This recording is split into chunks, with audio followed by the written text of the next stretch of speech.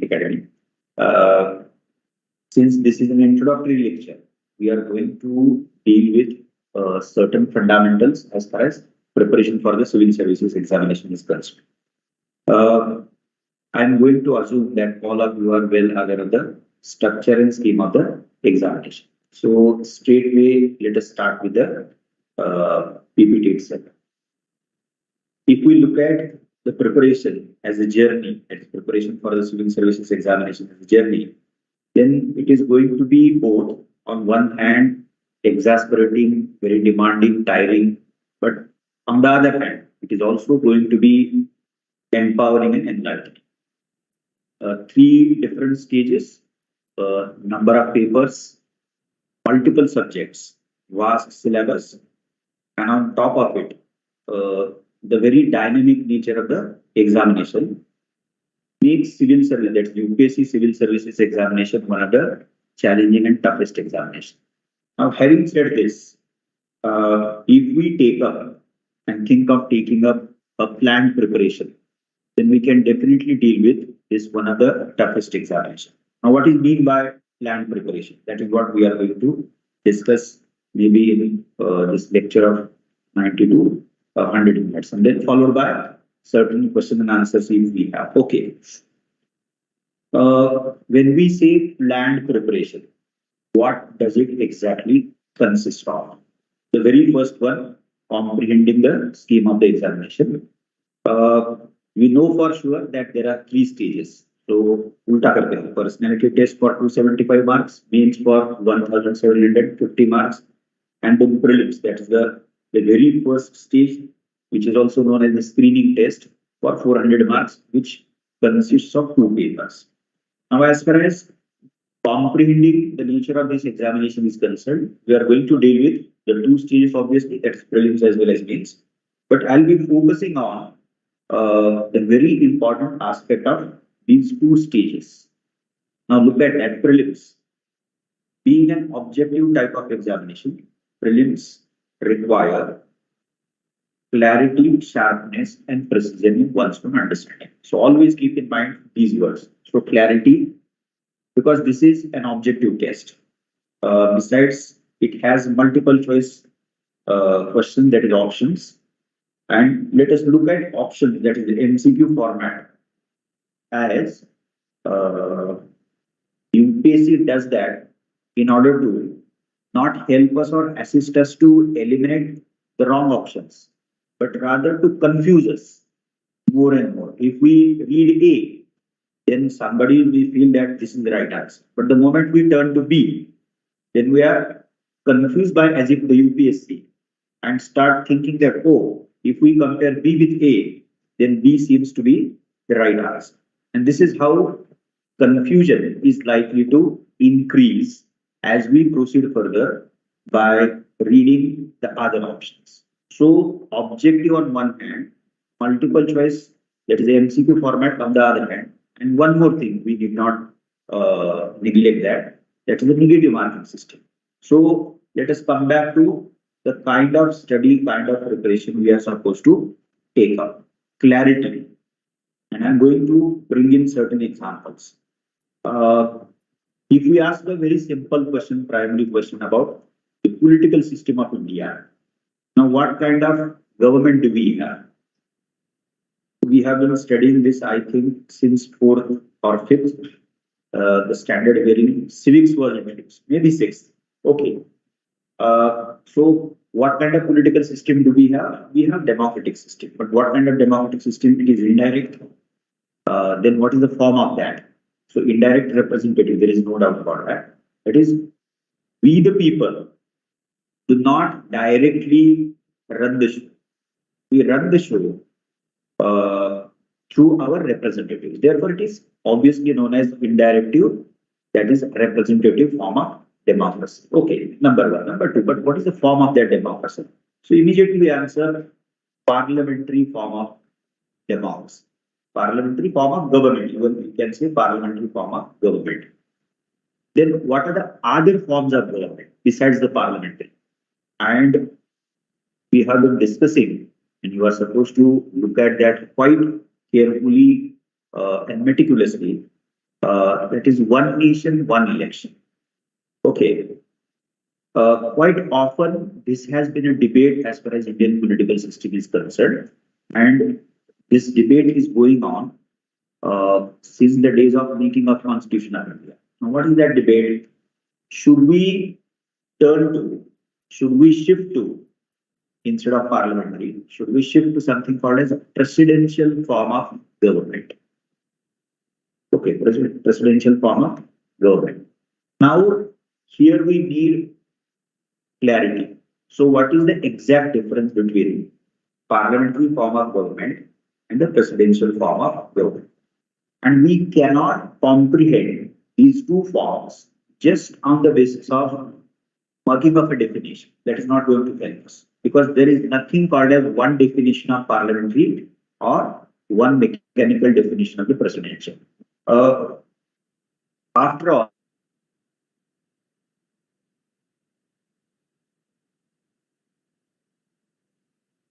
organize our executive. Okay. We know for sure, as far as our case is concerned, or for that matter, any parliamentary form of government as part of democracy is concerned, that party or coalition of party which enjoys or wins majority in the lower house, that is the Lok Sabha, what forms the government. Now, government, if we take note of the three branches of government, legislature, executive, and judiciary, then government here is part and parcel of the executive. Okay, but first of all, before you form the government, before the concerned party or coalition party states a claim as far as the forming government is concerned, you have to win majority. So in parliamentary form of government, there is an integral, inseparable relationship between the Lok Sabha, that is the lower house. You can make it broad, saying legislature on one hand and the executive of the parliament. And we know for sure the second feature of parliamentary form of government, collective responsibility of the government to the collective responsibility of the government to the legislature in general. In our case, Indian Parliament in general, but particularly speaking, it is the lower house, because you have to have majority in Lok Sabha, that is the lower house, that is the house of people. Then and then only you can form government. The President of India can invite that party or coalition of party to form government. Unless a party or coalition of party has the essential majority, the mandate of the people, then the President of India is not going to invite her. And very recently, we have been witness to a very significant development in this regard. You must have read a lot about that. No confidence motion. Okay, which was obviously brought up by the opposition, because only opposition can bring in the no confidence motion. And the government was. Now, the opposition certainly knew the number, the arithmetic. Okay, they were fully aware of that. But they wanted to highlight the failure of the union government as well as the state government as far as the state of Manipur is concerned. Okay, so no confidence. अब उसको relate कैसे हम करेंगे? तो no confidence has to do with parliamentary form of government. Okay, and since the government depends upon, okay, the authority of government depends upon the support of the Lok Sabha, the opposition thought it essential, better, okay, advisable to take up that as part and parcel of the parliamentary. So the limited point is, just a second, we have to have clarity as far as understanding, that is comprehending notions are concerned. Now, sharpness and precision.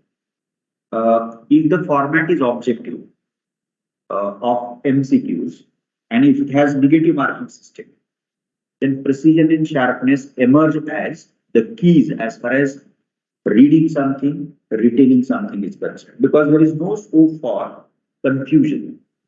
अरे मुझे याद नहीं आ रहा है, I'm not able to retain things.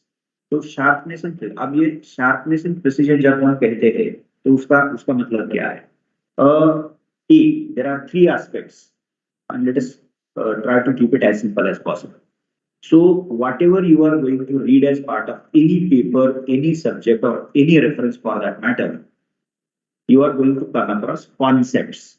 So the first aspect of our understanding is going to be the conceptual dimension of the subject.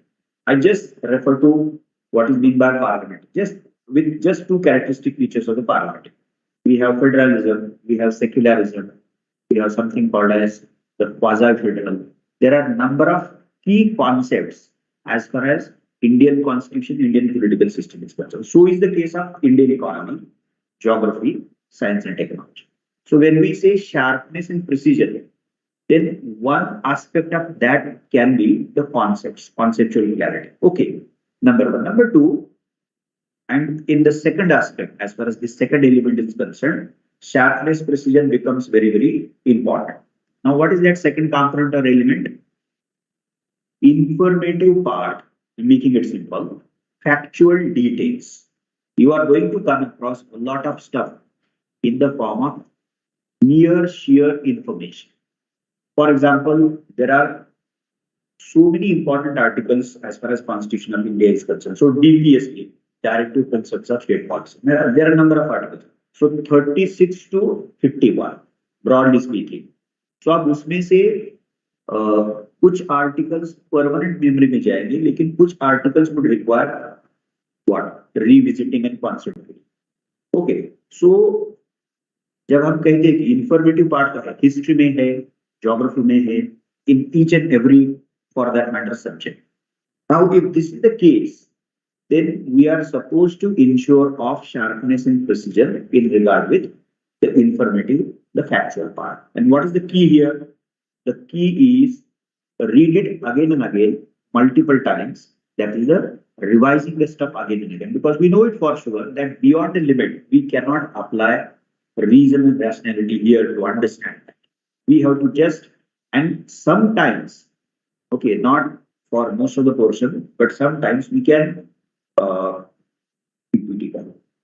sometimes we have to also resort to something called as mugging up things. I would not advise to do the same thing, but there are certain facts, there are certain informative parts in each and every subject. Okay, so this is number one. The third aspect is going to be the current and contemporary events.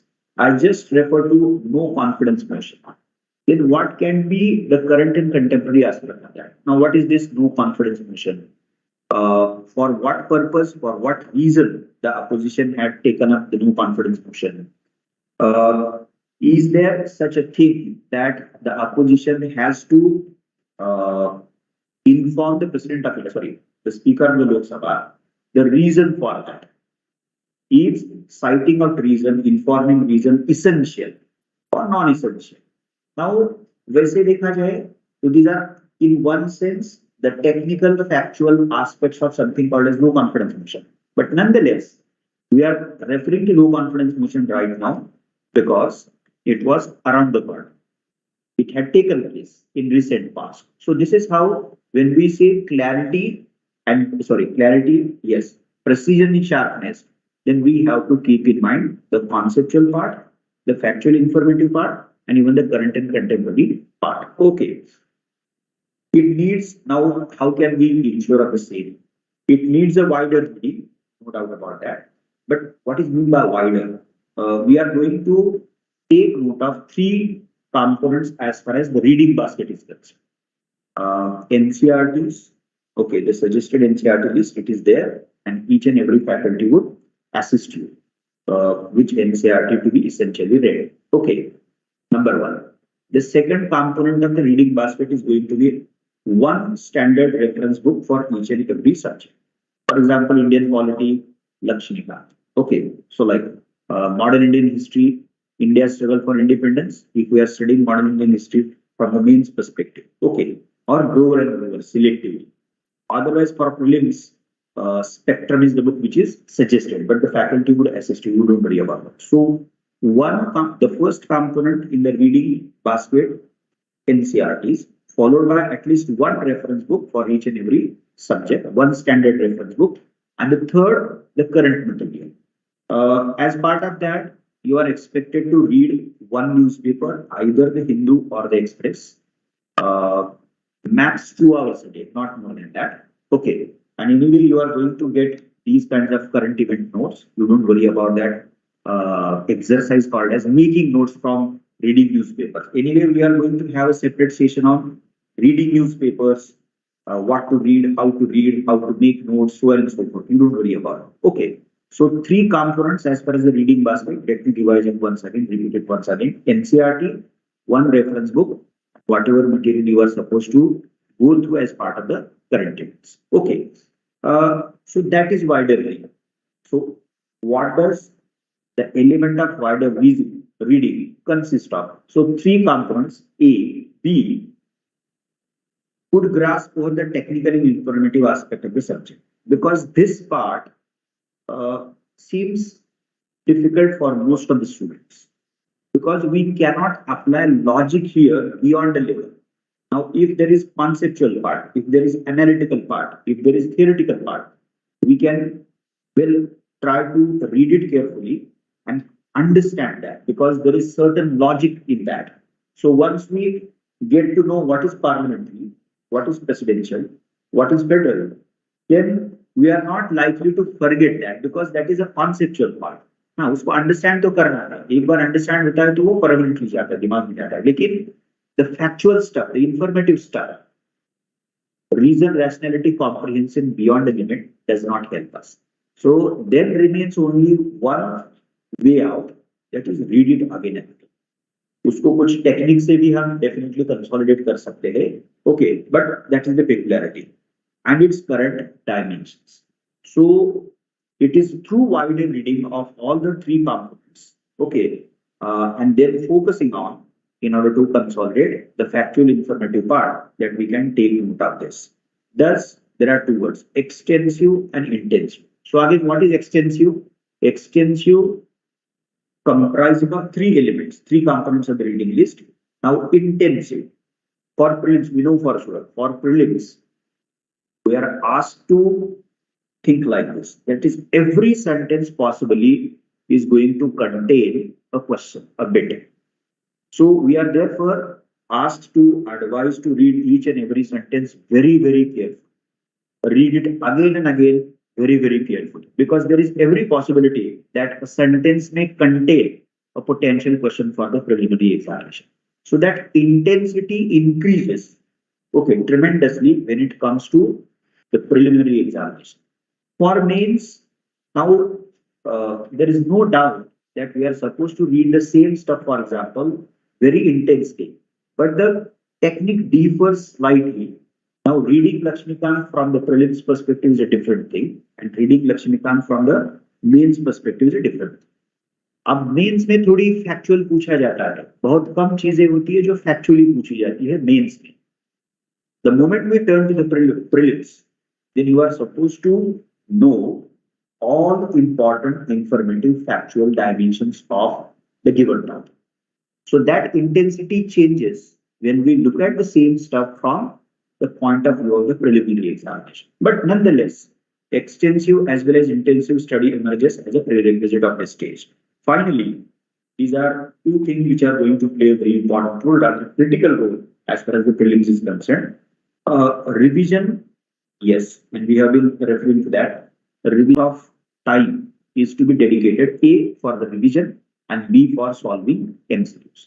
Now, initially, we'll go for topic-wise MCQs. Say, for example, if I finished off the chapter Features of Constitution, Preamble, Fundamental Rights, then once I complete a topic, then I am supposed to take up few questions.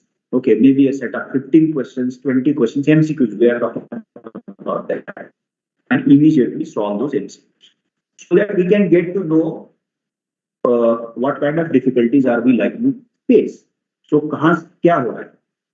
Am I not able to deal with the factual questions, the technical details, the conceptual? Not able to deal with the factual questions, the technical details, the conceptual part, the current, whatever it is. Okay, so MCQ, revision and MCQ.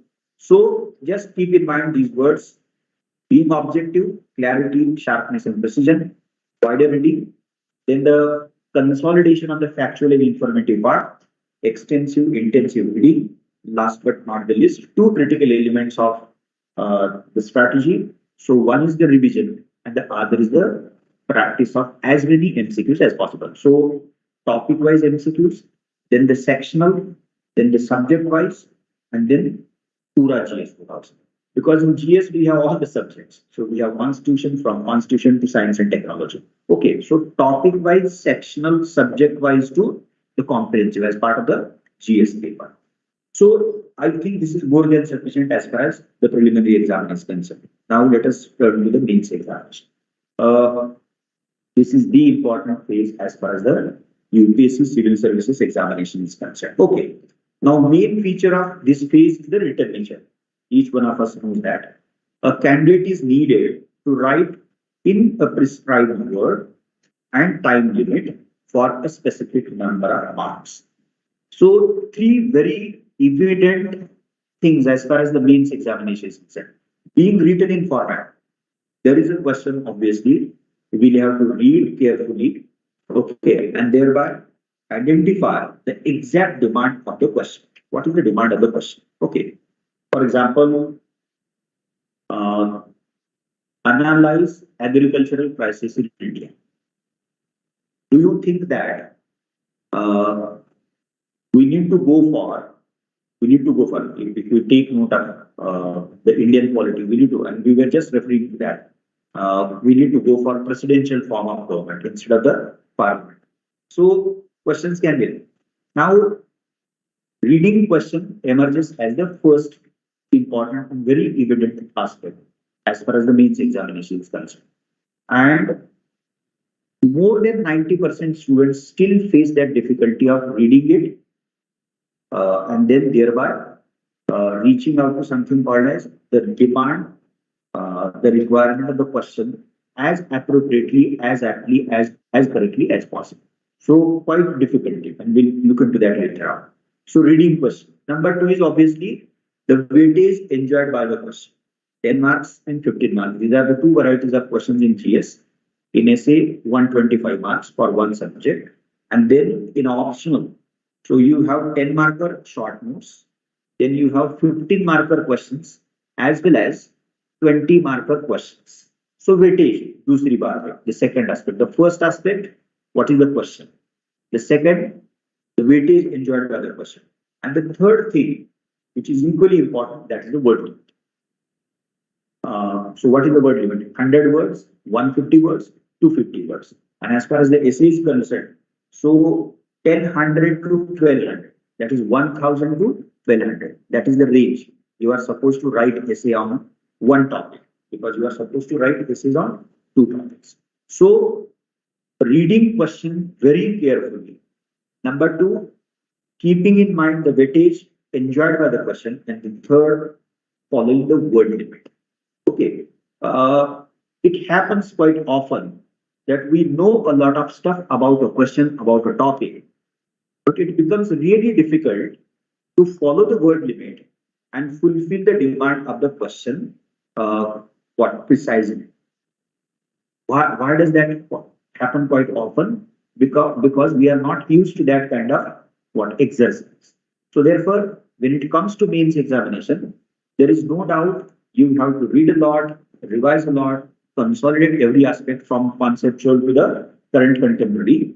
But the second thing, you have to process that. Now, what is meant by processing? So one is the mental processing. And each one of us is going to do that. There is no doubt about that, because that is what we are going to do through the revision. But when we say processing, the second format of processing happens to be, and we know for sure that word, making micro notes or short notes. And look at this as essential and compulsory aspect of the preparation. Okay, so read it multiple times, process it as appropriately as possible, and then come up with short notes. Number two, we will revise the short notes. And then only you would be in a better position to answer that as per the expectation of the question and following obviously the word limit. And not only that, you would be in a position to do it as precisely, as sharply as possible. Okay. Hence, mains necessitates, besides the understanding of the subject, the ability to present one's understanding in accordance with the demand of the question. So, two broad elements of the mains examination. So, one is understanding every topic of the subject of the paper. And number two, once you understand that, you must be in a position to write it down, put it across, present it, keeping in mind the requirement. So effective writing, what skill, ability, capability. One has to see that every answer looks like a well thought out and sharply, precisely organized piece of argument. So as if the SSE is going to judge you, evaluate you on the basis of every single answer, not the whole paper entirely. So that should be the approach. So I'm going to approach every question as if the examiner is going to judge me on the basis of every single answer. So we must aim at this, and we'll take note of that later on as well, the other aspects. But the process of understanding. So there is no doubt that mains requires understanding, and besides understanding, it also requires the another ability to what? Write it as effectively, as sharply, as precisely as possible. There is no doubt about that. But when it comes to even understanding, let us take note of this aspect. But the process of understanding in respect with mains needs to go beyond the obvious, that is the literal and textual meaning of a component. Okay, so this is the first aspect. What is meant by understanding? In any way, you are going to take up this exercise. So if we read anything, then the very first thing we get to know after reading anything, we can say this generally, that the literal meaning of that, right? Literal is the literal meaning. क्या है उसका मतलब क्या है? Literal meaning, the textual meaning. Okay, जब पढ़ते हैं हम text, words है, sentence है, okay, argument है, so at least we understand the textual, the literal meaning. But the kind of understanding we are expecting here, both in prelims as well, and that becomes critically important when it comes to the mains examination. There is something called as between the lines. There is something called as the implied meaning. There is something called as the indicative meaning. So make it simple. Why do we require something called as a multiple readings? So that we can get to know the implied meaning. So that is the kind of understanding we are supposed to ensure of. Now, and information, facts, figures, data related to. Okay, so this is going to be the technical stuff and factual, informative data now. Okay, as part of even preparing for the mains examination, we have to consolidate that. Okay, current contemporary aspect, there is no doubt about that. Now, there is a word called as analytical dimension.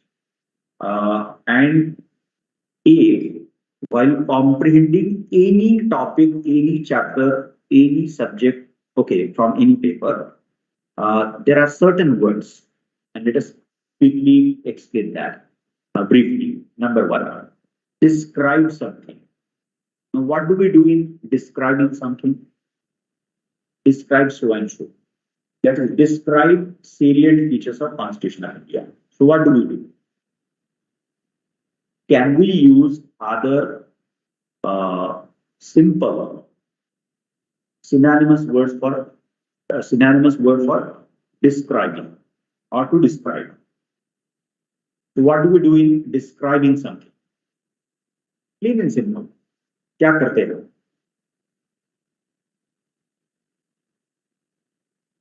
What do we do? Okay. You can answer the way in which you want. Don't worry about that, whether it is right or wrong. There is nothing called as right and wrong. Okay. So key terms, we use key terms. But what do we do exactly in describing something? No. Make it simple. We just report something. Am I right? हमने कुछ पढ़ा. Look, written. One of the salient features of Constitution of India happens to be written in nature. Okay. Constituent Assembly, a body called as Constituent Assembly was formed. It worked for more than 2 years. Okay, and it finally produced a constitution.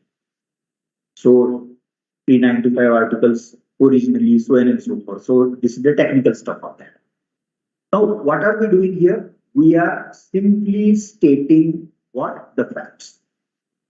So describe करते का मतलब क्या करते हैं? We state something, plain and simple. We state something. We report something. There is nothing great.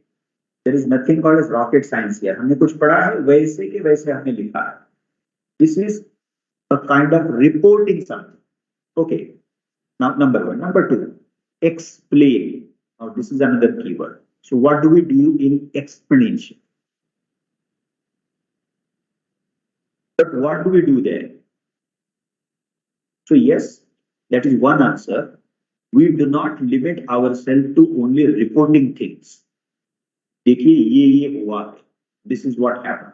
Do we limit ourselves to reporting that? No.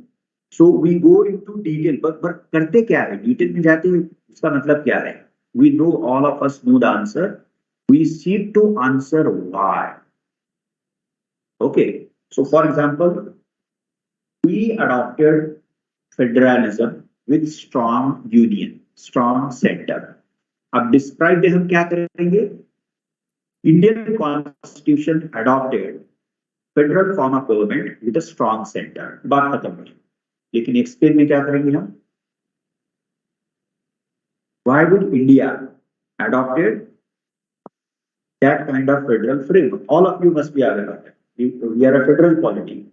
लेकिन जो we have 2 levels as part of, now we have 3 levels. But initially we had 2 levels, one the union and the other is the state. And it is through 7th schedule, through 3 lists.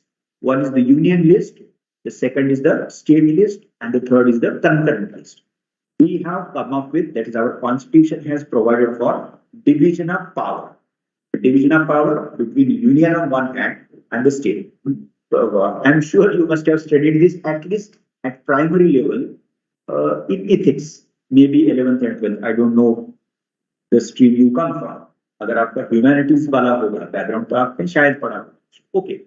So now when our constitution decided to go for the division of power between the two, then for certain reasons it came up with a format. I'm putting it in a very simple manner. It came up with a format wherein it gave important powers and more powers to the union government. Can we say this? More powers and important powers to the union government. यानी कि दिल्ली में बैठा है. Okay. तो उसको बोलते हैं strong center, यानी कि strong union government. If we take note of the division of power between the two, more powers, predominant powers are given to the union government. ये क्यों किया है? Explanation में ये भी हमें बताना. So क्या, what can we possibly say as part of this? और उसके लिए कोई बड़ा पैरा नहीं लिखना है. उसी सेंटेंस में जैसे हमने डिस्क्राइब भी क्या किया, Indian constitution adopted federal form of government and it is through the 3 lists that it provided for division of power between union government and state government. Plain and simple बात खत्म. You can even add with dominant center, यानी कि dominant. Now explain में हमें उसका cause बताना पड़ेगा, उसका reason बताना पड़ेगा, यानी कि we try to answer the question why. तो आपके हिसाब से क्या है? What do you think about that? What might have made constitution makers to go for the model of strong union government, strong central government? आपके हिसाब से क्या होगा? All of us know the answer. The partition. आप कहेंगे कि उसका और उसका मतलब क्या है?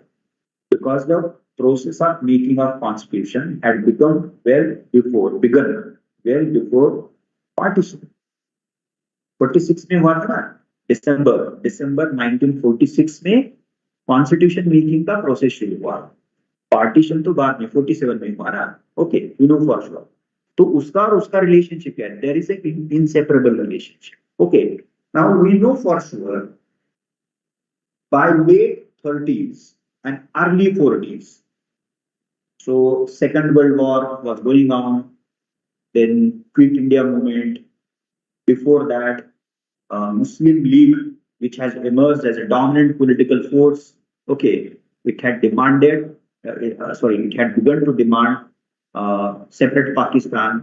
ये सब चीजें बहुत ही विजिबली सामने आई थी, and it was day by day becoming clear that even if we are going to become independent, we will not be one nation.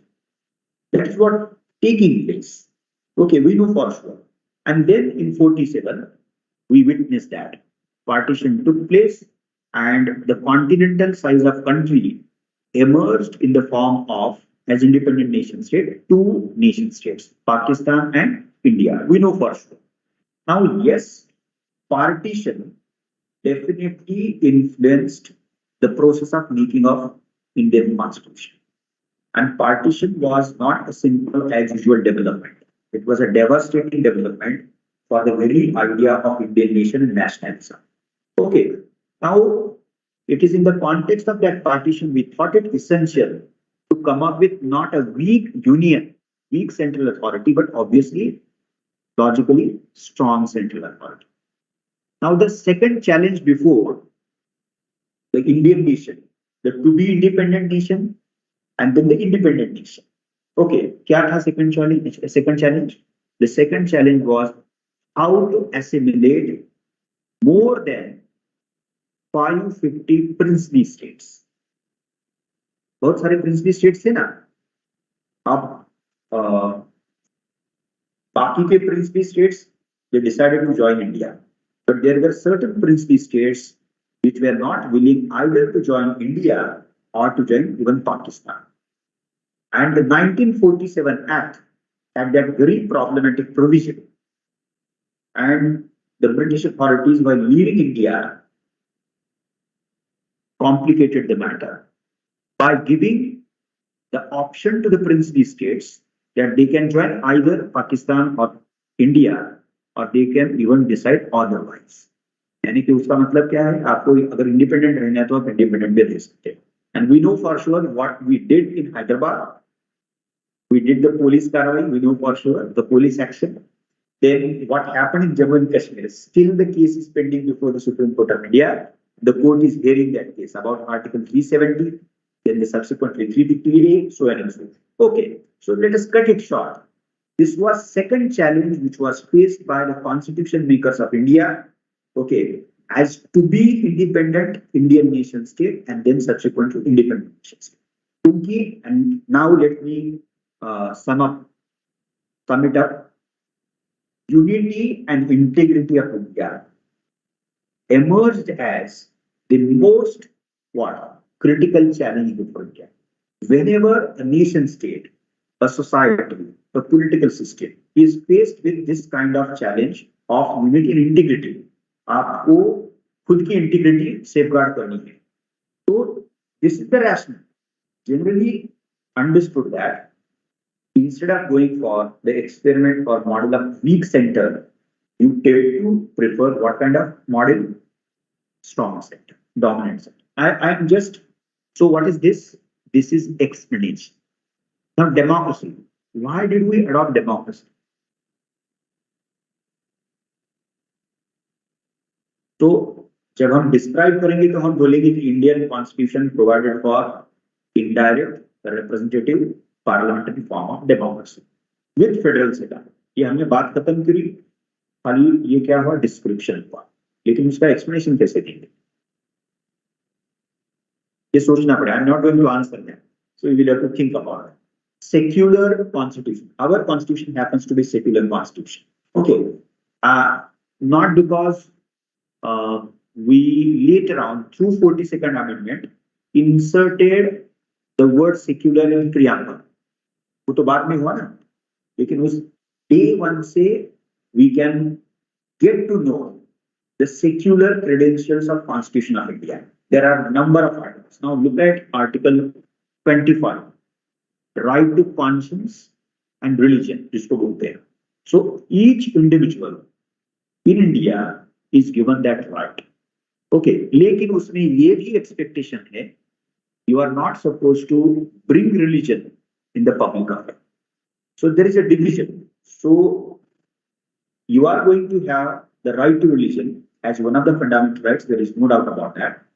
But you are not supposed to take that, bring that in the public domain, because since our constitution follows the principle of secularism, we expect as part of that a division between religion limiting to the private and personal affair, and the public affair is to be what?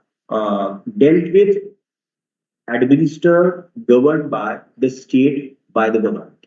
And that government, that state, which runs the show off as far as the public affairs are concerned, not supposed to take into account religion of a member of a group while doing the same. तो ये आपका हो, यानी कि religion shall be treated as personal what? Affair of an individual. So that division is expected as far as the principle of secularism. I'm putting it in a very crude way, primary way. Anyway, we are going to discuss this in detail as and when we start discussion of various topics of the same. You don't worry about that. Okay. अब ये थोड़ा मैंने deviate किया है, लेकिन this is very very essential. So describing is nothing but a simple exercise of reporting and stating something. Number two, explanation demands answering why. It is not just reporting. It is not just stating the facts. Okay, stating something which has happened. No, it is that explanation. Explanation is much more than that. You have to go into the detail of the same and account for that. And कि क्यों हुआ है, you have to explain the reasons. Okay, now and ये मुझे explain करना है. That will be the last thing. Analytical analysis. अब ये क्या है? Analysis. And these are the three very important aspects of not only the understanding but the writing. Okay, ये तीनों का मतलब हमें पता ही होना चाहिए. Description, stating, reporting, that यानी कि describing, explaining, answering why. Now the analysis. Now what is analysis? Plain and simple. आपके दिमाग में जो भी है बोलिए. What is analysis? What do we do when we analyze something? क्या करते हैं? Pros and cons. Okay. She answered saying, we get into or we try to identify or we identify pros and cons. Now let me ask you another question. Thereby bring in another term here. Assess, evaluate, examine. I'm using three words: assess, evaluate, and examine very loosely, very crudely, to mean same things. I'm doing this purpose only. Assess, examine, and assess, evaluate, and examine. अब उसका answer क्या होगा? You try to answer that. Examine में क्या करते हैं? Assess में क्या करते हैं? Evaluate में क्या करते हैं? What do we do? Now I have been evaluating almost 80 papers per week of political science. Those who are writing means this year. अभी है 15th of September. So what do I do as part of assessment? Or you are an assessor. What would you do? Assessment करते का मतलब क्या करते हैं? आप बोलेंगे कि sir, what is the question and what has the given candidate written in the form of the answer. So what is the demand of the question? If the candidate has addressed the demand, fulfilled the demand, then you would, so what is the yardstick here? What is the reference here? What is the basis on which you do that exercise called as assessing the paper, evaluating the paper? You got it? तो करते क्या है evaluation? जो अच्छा है उसके लिए आप मार्क्स दे देंगे, जो बुरा है या जो लैकिंग है तो उसके लिए आप कहेंगे कि ये तो लिखा नहीं है, तो उसके लिए उसको मार्क्स या नंबर नहीं मिलेंगे. The answer you gave takes us to these are the terms. So pros and cons किसमें आएगा? Generally assessment में आता है, examination में आता है, okay, और evaluation में आता है. And I'm repeating it once again. I'm using these words very crudely to mean same thing, but there is a difference between the three. We'll take note of those, that difference later on. Okay, but broadly speaking, so assessment paper. So then the question still remains, what do we do in analysis? अब ये अच्छा हुआ कि हमें we got to know the fourth term, a combination of the four term, assess, examine and evaluate. Evaluation में ये तो करेंगे ना, जो अच्छा है वो बोलेंगे, जो बुरा है वो भी बोलेंगे हम. Are we not supposed to do that? Yes, we are supposed to do that. So whatever is right, we'll point it out. Whatever is wrong, we'll point it out. Again, I am putting it in a very simplistic way. We have to specify and bring in more sophistication, more clarity, more precision, and we can do that. Don't worry about it. So pros hai the positives, then the negatives. Okay, contribution, yes, definitely. The limitations, the challenges, the problems, dono bhi likhte hain. And that is what generally we do in the exercise of assessment, in the exercise of examination, in the exercise of evaluation. Okay, now let me bring in one more thing. If you are asked to do critical evaluation of something, तो बदल गया वो. अब critical prefix है, critical examination, critical assessment, critical evaluation. तो आपको करना क्या है? You are asked, you are guided to focus on what? The critical aspect of that. Critical का मतलब limiting side, the flip side, the side of the challenges, pros or cons. इसमें क्या होगा? Critical है तो cons होगा क्या? So 70% of your answer must comprise the limiting side if the keyword is critically assessed. I hope this is more than sufficient. Now let me focus on analytical. So what is analysis? What do we do? Now let me answer that, and let me use other similar words. We dissect or dissect. Dissection भी बोलते हैं उसको, या dissection भी बोलते हैं. What do we do in that? Let me use another similar word. Unfold something. Can we use that word? Unfolding something, dissecting or dissecting something. Biology में करते हैं ना डिसेक्शन का. तो वो क्या चीजें देखिए, हम किसी चीज को खोल देते हैं, अनफोल्ड करते हैं, डाइसेक्ट करते हैं. और कोई सिमिलर वर्ड आपको याद है? Break down. Yes, we can break down something. Anything else? I think this is more than sufficient.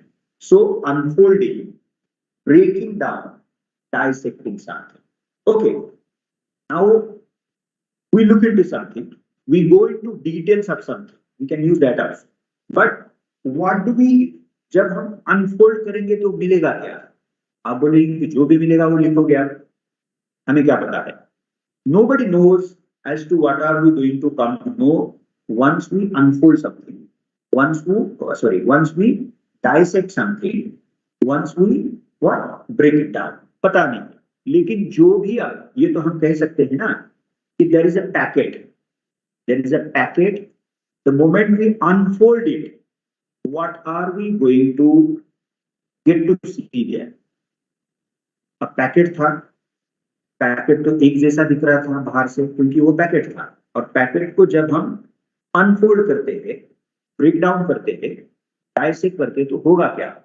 The very first thing we come to know is getting to know many sub things, many elements, many parts of the packet. Can we say this? Parts of the packet. कोई एक भी चीज होगा ना कोई ऐसा, तो उसको हमें खोलने का मतलब ओके वो भी लिटरल नहीं है ना, तो ब्रेकिंग डाउन करना है, उसको डाइसेक्ट करना है. डाइसेक्ट भी याद में रखना है. तो many more elements would be known to us. Number 1. Number 2, the moment, so that is the first step in analysis. We unfold and dissect something. Number 1. Number 2, thereby we get to know many elements, many parts, many aspects maybe. Okay, number 2. Number 3, The moment we get to know many elements, 10 चीजें हमें पता हुई है, तो करते क्या है उसका, खाली उसको रिपोर्ट करते हैं क्या, this is one, this is second, this is third, this is fourth? No.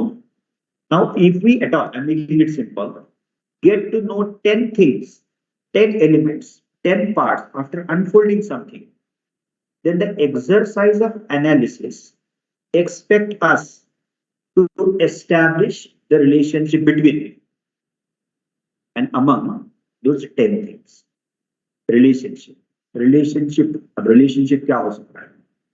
Relationship का मतलब यहाँ क्या है? जैसे family relationship बोलते वैसे है कि ना, वैसे तो नहीं है. So now let me answer that. In analysis, you are supposed to unfold something, break down something, dissect something, and establish, listen to it carefully, cause effect relationship. क्या establish करना है आपको? Cause effect relation. Simple है. अब cause का मतलब क्या है? Of the 10 things, certain things are going to be the cause, and of the remaining things, they are essentially going to be the effect. Now, let us take one concrete example.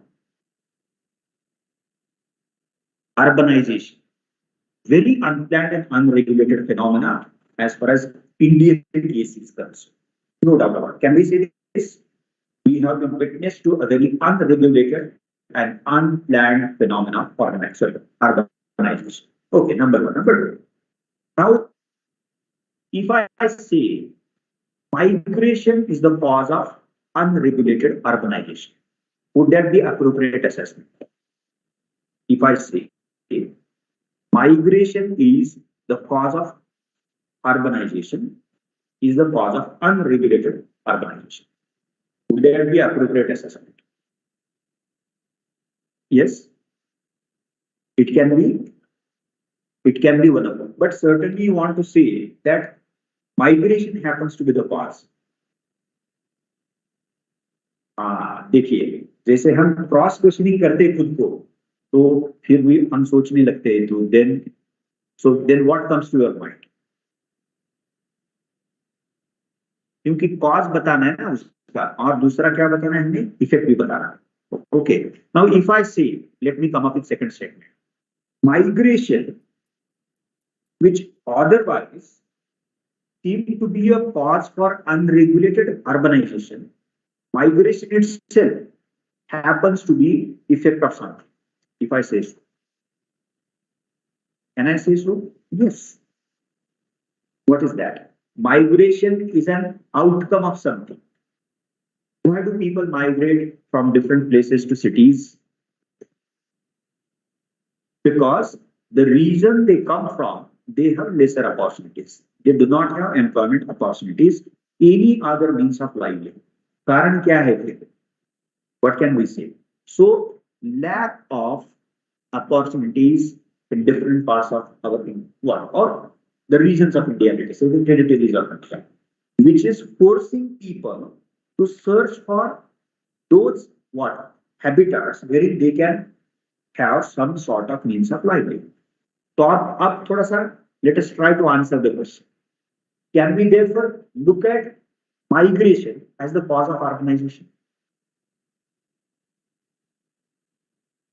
Migration खुद एक impact है, खुद एक outcome है. किस चीज का outcome है? लेसर अपॉर्चुनिटीज और absence of opportunities, means of livelihood. So then what is the root cause of urbanization? Is it migration? No. Migration is happening because of some fundamental reason, because of some fundamental cause. So this is how. तो आपको पता होगा भी. Let me cut it short. Analysis as a process consists of a very reflective what? Explanation of something. Reflective का मतलब deeper जाते हैं, हम detail जाते हैं और dissect करते हैं, breaking down करते हैं, अनफोल्ड करते हैं, और अनफोल्ड करने के बाद जो चीजें हमें पता चलती है, जो एलिमेंट्स हमारे सामने आते हैं, तो उसमें से कौन से कॉजेस हैं और कौन से what impact. Now let me bring in another example. If I say caste is one of the important factors in Indian politics. What would you say? Caste is one of the important factors in Indian politics. Would that be correct assessment or incorrect assessment? Yes or no? I'm not saying should caste be. I'm just making a statement. Caste is one of the important factors in politics of India. इतना मत सोचिए. Because the answer is yes, it has to be yes. Even if we want or don't want, even if we advocate it or oppose it, it is fact of the matter. Without understanding the role of caste in Indian politics, it is very difficult to make sense of Indian politics. Can we say this? Absolutely. Because parties distribute tickets, field candidates, and do a lot of take up a lot of decisions on the basis of consideration of the caste. That is how they behave. And what about us as voters? We also take note of the category of caste. There is no doubt about it. The Indian voter, broadly speaking. Okay. So there is no doubt about it. Now, if we try to understand this phenomenon, and let me come up with a second statement. Caste is a ready-made support base. Am I right? Caste is a ready-made support base. We have democracy, and in democracy, in order to acquire power, you have to win support of the majority. So arithmetic becomes important. So can I say therefore that since we adopted democratic format, caste, which itself forms a ready-made support base, became important in politics of India? Can I blame India adopting democracy, which is a game of number, responsible for bringing caste in the political domain?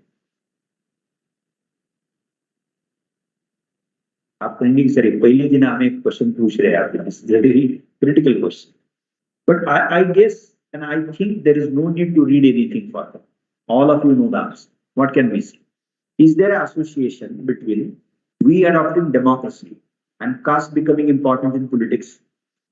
Is there an association? Yes, there is an association. There is an association.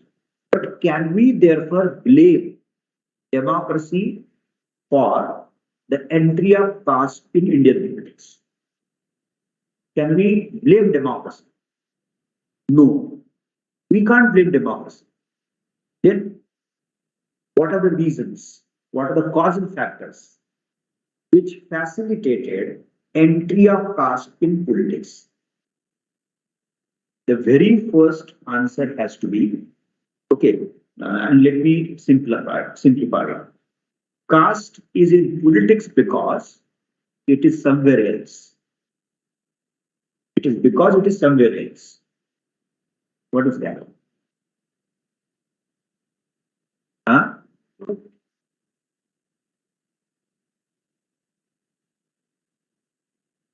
No अगर कुछ चीज ऐसी होती कि वो नहीं होती तो कास्ट पॉलिटिक्स में नहीं होती, ऐसा क्या है? The answer is very straightforward and very simple. You will be surprised to hear that. Since Indian society is a caste-ridden society, caste is there in the domain politics. Can I say this? Absolutely. Had caste not been ingrained so deeply in our society, okay, not been the salient features of Indian society, then there was no question of the presence of caste in politics of India. वो हमारे समाज का salient feature माना जाता है. वो समाज में है इसलिए पॉलिटिक्स में, क्योंकि पॉलिटिक्स हम मार्स से तो नहीं ला सकते ना, या मून से भी नहीं ला सकते.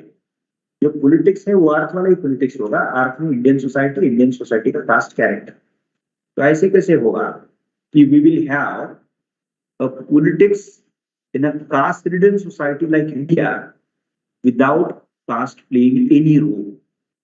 ये बहुत ही मुश्किल है।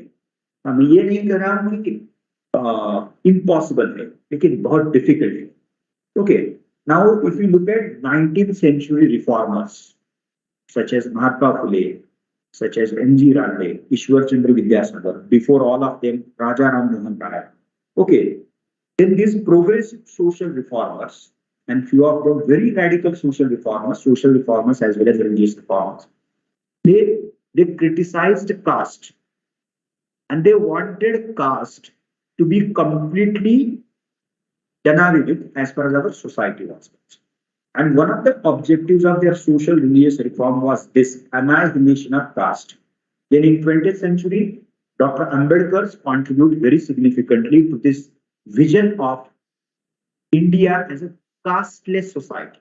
You know for sure, annihilation of caste. उनका लाहौर में भाषण होने वाला था, स्पीच होने वाला था, लेकिन एक गुट था, उसने अपोज किया, लेकिन फिर भी वो जो स्पीच देने वाले थे उसका ड्राफ्ट उन्होंने प्रिपेयर किया था, वह annihilation of caste के नाम पे लेटर पब्लिश हुआ। Okay, now so 19th-20th century, number of reformers, number of leaders, the makers of modern India envisioned of a casteless society. That didn't happen. Now we have to take it back. क्यों नहीं हुआ है? Okay, तो जिस समाज में cast इतना important है, तो उसमें पॉलिटिक्स अलग कैसे आएगा? ये बहुत ही मुश्किल वाली बात होती है, because after all can we say और can't we say that politics after all is a reflection of our own society? We got it? अगर if we are deeply religious, then where are we going to bring secular political leaders, secular political parties, if we are deeply religious? ये मुश्किल है ना? I'm not saying that it is difficult, but it is very, very difficult, because after all, they have to appeal to us. They are going to do that, and they are going to possibly utilize every means which influence us to appeal us, and thereby convert that means into the vote bank, the mandate. And this is how the structure of caste, the structure of religion, okay, has become, sorry, both structures have become important as well as religion. So my simple point is, okay, I took slightly more time as far as explaining analysis is concerned. Or students write means twice and thrice still face difficulties in understanding what is the meaning of analysis. अब वो खाली understand तो नहीं करना है, understand तो करना ही करना है, लेकिन उसको रिफ्लेक्ट कहाँ करना है? मुझे लिखते समय आना चाहिए, इसीलिए मैंने पहले ही दिन आपको ये बताया। So to describe is to just state something, to report something. Explain as an exercise consists of answering why, that is explain the reasons. Then assess, examine, evaluate, pros and cons बताना है, critically assess. Then the 2/3 portion of your answer has to focus on the limiting side, the con side, that is the challenging side, the problematic side, the dark side. And then comes the analysis. Analysis as a process involves dissecting, involves unfolding, involves the act of breaking down. And once we break down something, dissect something, then we have to establish cause and effect relationship. So what are the causes and what are the consequences, what are the impact, what are the effect of the same? अब ये याद में ध्यान में रहेगा. Okay, so this is how we are supposed to go deeper. My simple point is, when it comes to understanding something, then we have to go deeper, and it is for that purpose that we are supposed to revisit and revise the same stuff again and again. क्यों करते बार बार हम revision? उसके दो purposes है. एक तो है to consolidate that part and to retain that part, क्योंकि इतने सारे पेपर, इतने सारे सब्जेक्ट, इतना उसका वास्ट सिलेबस है, एक दो बार पढ़ने से तो वो ध्यान में नहीं होने वाला है. तो इसीलिए in order to retain that stuff, we are supposed to revise it again and again. That is the first purpose. What is second purpose? The second purpose is this kind of understanding. ऐसा बहुत बार होता है ना कि मैंने 2 बार चीजें पढ़ी है लेकिन फिर भी मुझे ध्यान नहीं. But when I read the same stuff for the third time, I got to do something else. ये होता है, अक्सर होता है, and then believe me, you can check out the previous year question papers. You look at the nature of questions, and in at least 30 to 40% questions, UPSC expects candidate to apply one's own mind, to be very critical while looking at things. Okay, be reflective. Reflective का मतलब क्या है? Thinking in a deeper manner. Make it as simple as possible. So reflective thinking का मतलब क्या है? ऊपर ऊपर नहीं सोचना है, थोड़ा नीचे जाके डीपर जाके हमें सोचना है, तभी हमें पता चलेगा कि रीजंस क्या है, कॉजेस क्या है, उसके कारण क्या है और उसके परिणाम क्या है. Okay, I hope this is more than sufficient. Now there are other aspects as far as means is concern, and these are quite obvious aspects, वो तो बाद में भी आएंगे. Interlinking conventional part on one hand with the current and contemporary events.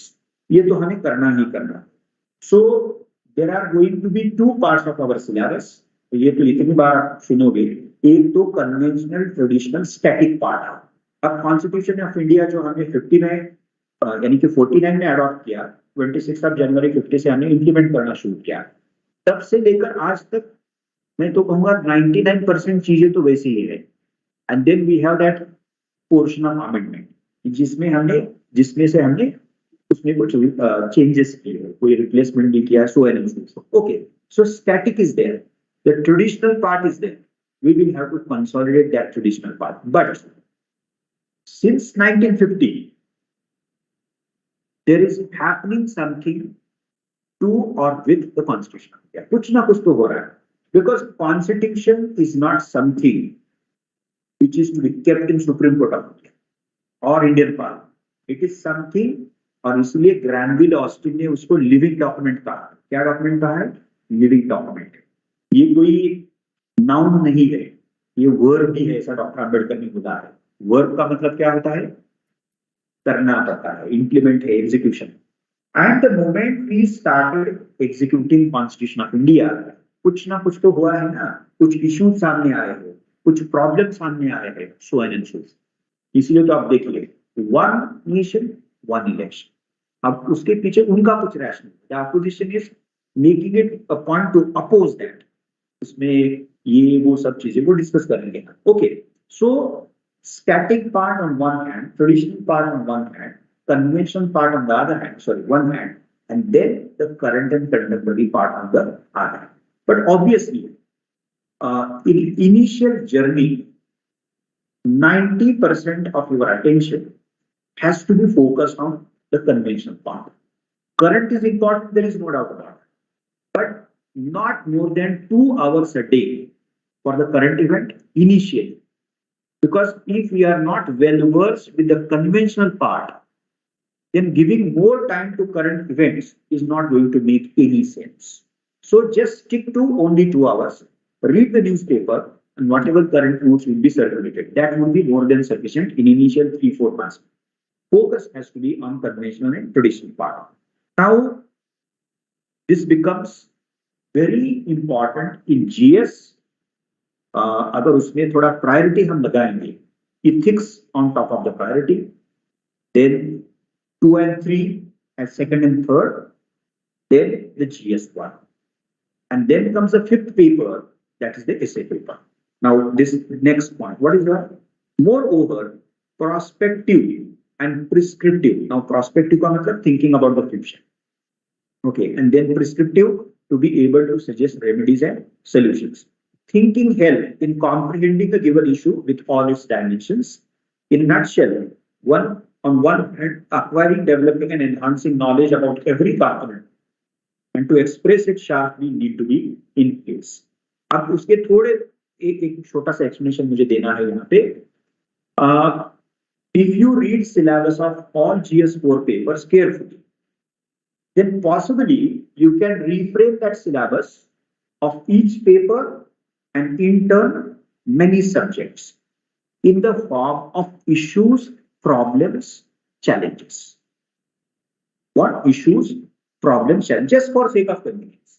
Okay, number one. Number two, the moment we do that, Not for every single topic, but if you go through the syllabus, definitely you can point out, oh, this is the problem. Now, say for example, let me cite out one example. In GS1, we have three subjects. We have history, we have geography, and the third is the Indian society. अब Indian society में regionalism लिखा है, Indian society में नक्सलिज्म लिखा है, secularism भी लिखा है. अब रीजनलिज्म को क्या बोलेंगे? Can we look at it as an issue? Yes, it is an issue. अब जब हम इशू बोलते हैं उसको, तो इशू का मतलब क्या है? Something which concerns us. Okay, कुछ तो हो रहा है और ऐसा हो रहा है कि जो हम एक्सपेक्ट कर रहे हैं वैसा नहीं हो रहा है, इसीलिए बोलते हैं ना कि ये प्रॉब्लम है, ये चैलेंज है. अब देखिए, there are number of pending inter state disputes. Maharashtra Karnataka में है, there are number of disputes, और वो डिस्प्यूट्स है because of the boundary, okay, और because of the sharing of river water पे चल रहा है. अब ये, and then each state which is party to the dispute, boundary or the water sharing dispute, always want that dispute to be resolved keeping in mind its own interest. Maharashtra को लगता है कि हमारे तरफ से वो रिजल्ट आना चाहिए, उसका वर्डिक्ट आना चाहिए. कर्नाटक को भी वैसे लेता है, और हर एक स्टेट को वैसे लगेगा ही. There is no doubt about that. Okay, now then that acquires form of a regionalism, and that is called as parochial what? Priority to one's own state interest, thereby completely neglecting the interest of the other state. ये भूल जाते हैं कि जैसे हम Indian union का हिस्सा है, वो भी इंडियन यूनियन का हिस्सा है, बाकी स्टेट भी इंडियन यूनियन का हिस्सा है. And that is how prioritizing one's own state interest acquires a form of regionalism. और जब भी कभी दो या ज्यादा स्टेट्स में कोई ऐसी बात आती है, then the first political force to come forward and take the side of the given state happens to be regional political parties. The regional political parties बोलते हैं. Now, Shiv is quite known for, as far as the Maharashtra Karnataka boundary dispute is concerned. कोई कहे या नहीं कहे, शिवसेना पहले आएगी साहब और बोलेगी कि नहीं, ये महाराष्ट्र का मराठी मानुस का issue and concern. And so is the case of even other regional parties. It is not only the peculiarity of the Shiv Sena, but so is the case of, I'm putting it in a very general sense. We have to sharpen it later on, make it sophisticated and more appropriate later on. But as of now, we can say this. Why is it so? Because the political force is a regional political party, and its existence is integrally connected with its attachment with the region. और वो attachment सही है या गलत है, सही मायने में है या अलग चीजें हैं, लेकिन the survival of regional political parties depends on how well they can showcase to the people that they are the one who are the defenders of the interests of the region Maharashtra, region Karnataka, region Manipur, Nagaland, so and so. अब ये काफी interesting चीज है. Okay, so regionalism is not just a simple phenomena, but regionalism does emerges as a issue. Okay, अब तो उसके बारे में हमें पढ़ाई कैसे करनी है? A, what is that issue all about? B, what is the nature of that? C, what are the reasons? Why do we have regionalism? Okay. Third, D, उसका impact क्या हुआ? If there is regionalism around us, then in what way that has impacted the given states, particularly, and the Indian Union in general. Okay, consequences हमने बोला, ये हुआ एक हिस्सा understanding का. Right from making sense of the phenomena of regionalism, getting to know the nature, the reasons, और उसके impact को हमने एक तरफ से अंडरस्टैंड किया. दूसरा उसका एस्पेक्ट क्या है? Are we supposed to deal with regionalism as an issue? Yes. But then we'll have to ask a question. 50 अगर हम important benchmark लेते हैं, तो what is being done to deal with regionalism right from 1950 till date. क्योंकि हम तो पहले करने वाली नहीं होगी ना, उसके पहले भी किया होगा ना. सो इंडियन यूनियन ने बाकी स्टेट्स ने किया है. So it is simply speaking a stock taking exercise in the form of whatever been done in order to resolve a problem. So for example, Naxalism. So what is Naxalism? When did Naxalism emerge? ये तो पहले हिस्से में होगा. लेकिन whatever Indian Union and the affected states have done to deal with the problem of the issue of Naxalism. तो ये उसी दूसरे हिस्से का पहला हिस्सा. And then we have to also think about what else can be done. तो ये prospective में भी आएगा, okay, and then prescriptive में भी आएगा. Now, if we are able to suggest right reforms, right remedies, right steps, right measures. अब ये राइट मेजर्स का अप्रोप्रिएट होना या ना होना किस चीज पे डिपेंड करेगा. Now if our understanding of the issue, the problem is appropriate, then and then only we will be better placed to come up with appropriate reforms, steps, measures, so on and so forth. तो prospective, अगर हमें कोई prospective चीज कहने के लिए, explain करने के लिए बताया गया है,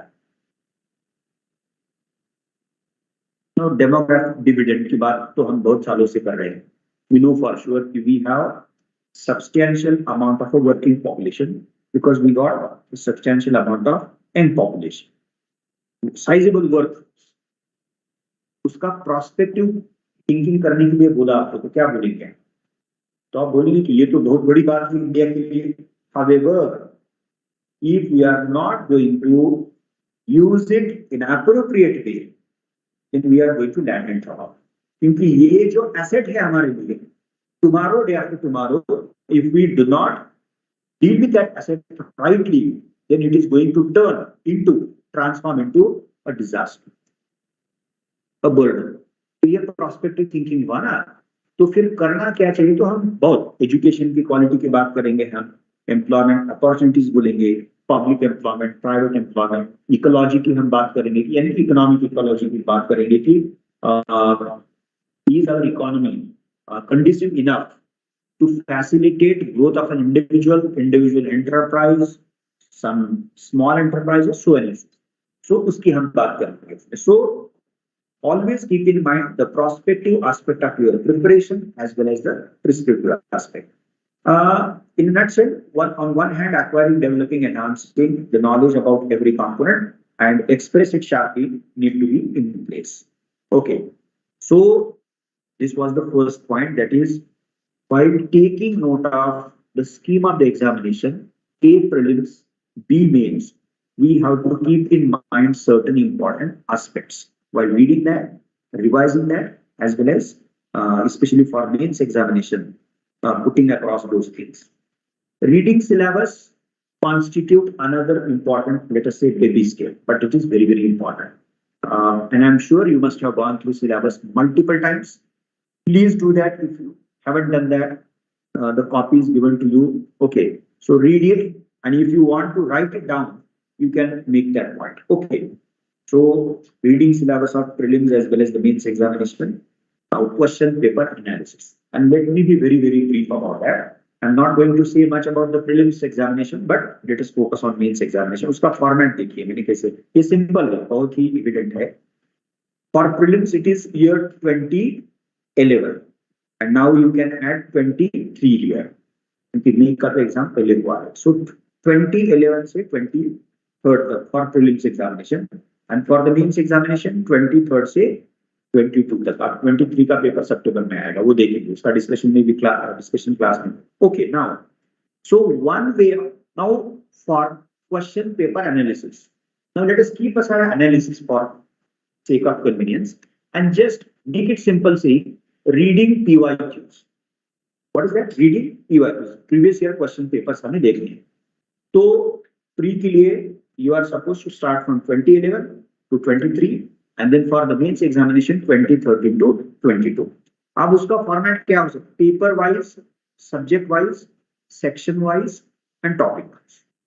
अब just one example, GS1 GS1 में सब्जेक्ट वाइज को जाएंगे तो हमें history, geography and society. Section में जाएंगे हम तो now focus on history. In history we have 4 broad sections. तो culture heritage 1, then modern Indian history 2nd, 3rd modern world history and 4th post independent India. अब इसके लिए आपको करना क्या पड़ेगा, इसीलिए मैंने उसको नंबर 3 दिया है. क्या है ये? Reading syllabus. So if we are aware of the syllabus, then it would help us in undertaking this 4th step, that is the question paper analysis. Okay. Now, so paper हुआ, subject हुआ, section हुआ, topic. अब जैसे कि मानिए we are talking about modern Indian history. So the very first topic of the modern Indian history is generally, and I'm putting it in a very general good sense, decline of Mughal Empire and the entry of European forces and the traders came. तो ये पहला topic होता है. तो उस topic पे हमें ये देखना है from 2013 to 22 how many questions been asked by UPSC. तो नंबर ज्यादा इंपॉर्टेंट नहीं है, लेकिन देखेंगे, फिर भी देखेंगे यार. What is more important than the numbers? Number of questions asked on given topic. The kind of questions, the nature of the question is very, very important. ऐसा पूछा गया है कि account for decline of Mughal Empire. Now account for का मतलब give reasons. The impact of decline of Mughal Empire. उसमें ये भी हो सकता है UPSC में take one cause which is otherwise held responsible for decline of Mughal Empire and it would ask us to elaborate upon the same reason. बाकी के नहीं है, खाली एक को सिलेक्ट किया है और उसके ऊपर ध्यान देने के लिए बोला है कि वो एक्सप्लेन कीजिए. It can be anything. So the type of question, the nature of question, because it is by going through the nature of question that we can get to know the demand of the UPSC from us. Candidate के तौर पे वो expect क्या कर रहा है, UPSC क्या expect. So इसलिए क्वेश्चन पेपर एनालिसिस इंपॉर्टेंट है. We have come up with a question paper analysis book, which is a very interesting. So we have, there are 2 parts. So one part is plain year-wise question papers. GS 1, 2, 3, 4, followed by the 5th paper, that is the essay paper. So 2013, 2014, 1, 2, 3, 4 essay paper. So 22 तक ऐसा year-wise किया. And the second part in the same book is the syllabus-wise, यानी कि paper-wise है, subject-wise है, topic-wise analysis उसको दिया गया है. अब देखिए उसके नीचे मैंने मेथड लिखा है, ये थोड़ा सिंप्लीफाई मैंने किया है. Initially in general before preparation कब करना है आपको, तो अगर आपने किया नहीं है तो please take up, okay, take UPSC GS previous mains, and we are talking about the mains previous year question papers 13 से शुरू कीजिए, 22 तक वो देखिए. So initially in general before you take up your preparation, start your preparation, ये सही है, समय है, वो देख लिया. और उसके लिए कोई समय नहीं लगेगा. You are not suppose to prepare your own analysis, just go through PYQs. हम ईयर वाइज तो कर सकते हैं ना. तो ईयर वाइज एक ईयर का, एक साल का 5 क्वेश्चन पेपर पढ़ने के लिए, एक साल के 5 क्वेश्चन पेपर पढ़ने के लिए मुझे समय कितना लगेगा? एज पर the existing format is concern, in GS1 we have 20 questions, in GS2 similarly 20 questions, in GS3 20 questions, and in GS4 we have less amount of questions. Okay, कितना समय लगेगा हमें? बारीकी से भी हमें देखा, 2 बार पढ़ने का हमने सोचा है, तो कितना समय लगेगा? मैं कहूंगा कि 1 घंटा, मैक्स 1 घंटा लगेगा. 5 पेपर पढ़ने हमें, एसे का और GS4 में. तो ऐसा अगर एक दिन आपने ये किया तो at least we can complete the year wise analysis. तो उसके बाद में दिया है. तो मेथड के बारे में मैं बोल रहा हूं. दूसरा है, सो initially in general before you go for the preparation, अभी आप कर सकते हैं. अब दूसरा, once we are done with the orientation classes, the introductory classes, the timetable would be displayed and routinized. Thereby you would get to know that in coming week so and so subjects are going to be opened up as part of the classroom teaching. तो आपको भी ये पता होगा. So once the given subject is opened up in the class as part of the classroom program, then you can make it a point to take, यानी कि look into the questions pertaining that subject. मानिए कि polity शुरू होने वाला है, history शुरू होने वाला है, ज्योग्राफी शुरू होने वाला है, 3 सब्जेक्ट्स मानिए, एथिक्स भी हो सकता है, उसका टाइम टेबल आपको दिया जाएगा, you don't worry about it.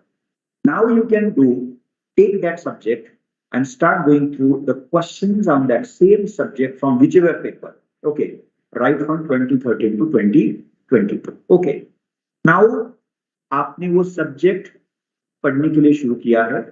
That subject is taken in classroom teaching A, B. You also took up that subject as part of your preparation. You read the topic from all sources. Anyway, we are going to discuss that. Once you complete that topic, once again get back to those questions and read those questions. अब ये 3 बार हुआ ना. पहली बार in general हुआ, दूसरा हो रहा है जब वो सब्जेक्ट आप डिस्कशन के लिए और पढ़ाई के लिए लेने वाले, और तीसरा है उसी सब्जेक्ट का जो पहला टॉपिक आपने कंप्लीट किया है वो कंप्लीट करने के बाद. 3 बार हुआ. Once you complete a topic from the given subject and get back to the questions asked on the topic, then you are supposed to aim at writing the answer. क्योंकि आपने discussion सुना है, आपने पढ़ाई भी की है, उसके बारे में मैं बोलने वाला. And then you made it a point to you are trying to answer that question. Okay, ये होने वाला, ये होना ही चाहिए. This is how we are. तो otherwise PYQs का मतलब क्या है? If you are not going to write the answers, answer the PYQs, उसका मतलब क्या है? कोई मतलब नहीं उसका. ये अल्टीमेट है. और एक है लास्ट, उसका important level है. What is that last important level? Visualizing prospective questions as well. Now, if you follow this format, look into PYQs in general, year-wise from 13 to 22. Number 2, go for subject-wise PYQs. पूरा का पूरा हमने किया है. Third, after completing the given topic from the subject, and try to answer that. Now, if you do this in a disciplined, systematic manner from day 1 to the last day, you will be better placed to visualize as many questions as possible. क्योंकि बचेगा क्या ना, उसमें आपने पढ़ाई तो शुरू की है, ऑल सोर्सेस आपने इस्तेमाल किए हैं, पुराने क्वेश्चंस देखे हैं, उसके आंसर लिखे हैं. इतनी बार सब चीजें करने के बाद होगा क्या? चर्निंग शुरू होगा. And then you would start reading the mind of the UPSC. What is the next question which is likely to be asked by UPSC on the given chapter, given topic? Believe me, you can do that. Okay, so this is the reading PYQs. ये stage था. Now the reference list, I'm not going to say much about that, only repeat the same point, because anyway every faculty is going to confirm the list. Anyway, there is a list of NCERT, reference book and the current contemporary material, but let me leave it to the faculty. So क्या चीजें हैं वो मैं repeat करने वाला. NCERT books. Okay, now if you haven't read any NCERT till date, please start with Indian economy. The first reading assignment for NCERT has to be economy, क्योंकि generally वो difficult जाता है. Generally, I'm putting it generally. 11th and 12th standard NCERT, क्योंकि उसके पहले जो है economy में 10th and 9th में CBSE की अगर बात करते हैं तो कोई इंडिपेंडेंट सब्जेक्ट नहीं था, सोशल साइंसेस का हिस्सा था, और आपको 2 या 3 ही टॉपिक मिलेंगे. And even if you skip that, so what I would advise you to start with reading NCERT from economics 11th and 12th and read it twice. That can be definitely done. Then go for 11th standard NCERT titled as Constitution at Work for Indian Constitution. दूसरा Constitution पढ़िए. 11th standard NCERT Constitution at Work. शायद आपने अगर CBSE किया होगा और 11th 12th arts रहा होगा आपका तो शायद पढ़ा होगा. 11th standard Constitution at Work. Okay, for constitution affairs. So economy, then followed by polity या constitution बोलिए उसको. उसके बाद, depending upon the class schedule, you can go for reading either the NCERT of geography or history, depending upon the class schedule. लेकिन ये पहले ऐसे करिए इकोनॉमी का और पॉलिटी का, क्योंकि इकोनॉमी में बहुत सारे कॉन्सेप्चुअल टर्म्स है और वो थोड़ी डिफिकल्ट भी जाते हैं, और so is the case of the Indian polity, उसमें भी बहुत सारे. So what is parliamentary, what is the presidential, what is secularism, what is federalism, what is union, what is quasi federal, so and so forth. So ये अगर if you are not familiar with that, then we are likely to face difficulties. Okay, so the first component, which is a foundational one as far as your reading list is concerned, is the NCERT. Okay, one reference, maybe the second reference, maybe, but one has to be done thoroughly. Okay, newspaper and journals, as of now, you can either start with the Hindu or the Indian newspapers, and just 2 hours a day, nothing more than that. Besides that, the second source which is going to be important source for current and contemporary events, ये आपको मिलने वाला है. You don't worry about it. These are quite elaborate notes. We come up with detailed articles, okay, of the given topic or on the given topic, followed by a summary. क्योंकि उसमें अगर 5 या 6 pages का article है तो वो बड़ा लगेगा आपको. And we have put in summary as well. अगर 6-7 पेजेस का है तो उसमें 2 या 2.5 पेज का समरी है, लेकिन ये बहुत काम आएगा, आपको पढ़ना ही है. So the first source for the current is one newspaper to begin with, and then the other important source is going to be the classroom discussion, and along with that the class notes of current events. Okay, class notes, yes, in 2 formats. One, class notes on the traditional, the static and the conventional part of the given subject. अब Indian constitution की बात करेंगे तो we have one elaborate note on all important parts of the Constitution of India, which is a static part. But then this is the current one. आपने देखा होगा, this is what something we have already made available to those students who are writing this year. And this note comprises of the current events pertaining polity and governance from September 22 to June 23. एक साल का उसमें दिया है. And then after Diwali, you are going to get one more set, क्योंकि जून से आगे जो होने वाला है वो आपके लिए ज्यादा इंपॉर्टेंट. सो जून से लेकर नवंबर तक, मानिए कि first week of November second set मिलेगा. And then January onwards, if you are targeting at all 24, you would start reading current events from the prelims perspective, and then immediately after the preliminary examination you are going to get another set of current events. तो उसमें तो पूरे साल के current events from means perspective included. You don't worry about that. Okay. अब ये मैंने simple सा लिखा है, and each one of us know that. It is to be kept in mind that rather than reading more references, it is always better to read selective books again and again.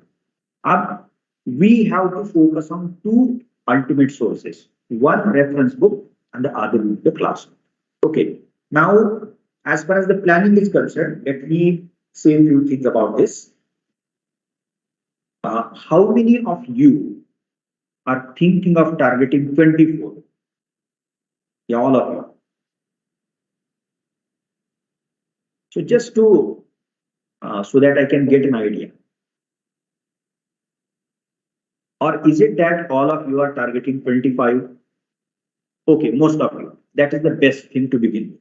Okay, I'm very happy about that. Okay, I was afraid of the अगर सभी ने हाथ ऊपर किया target हम कौन, क्योंकि if we target any year, then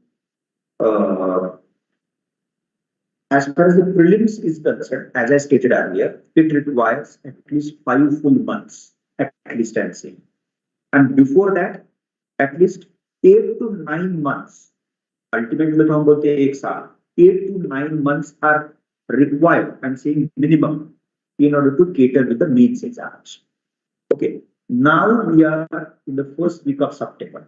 Okay, we do not have enough time to complete the portion of the mains examination till end of December. If at all we target 24, अगर target 24 है, so we will have to complete the main syllabus till end of December. Then and then only you can start with the preliminary preparation for the preliminary examination from 1st January, any first week of January, so that you can get at least 5 months. ये तो इस साल थोड़ा difficult है.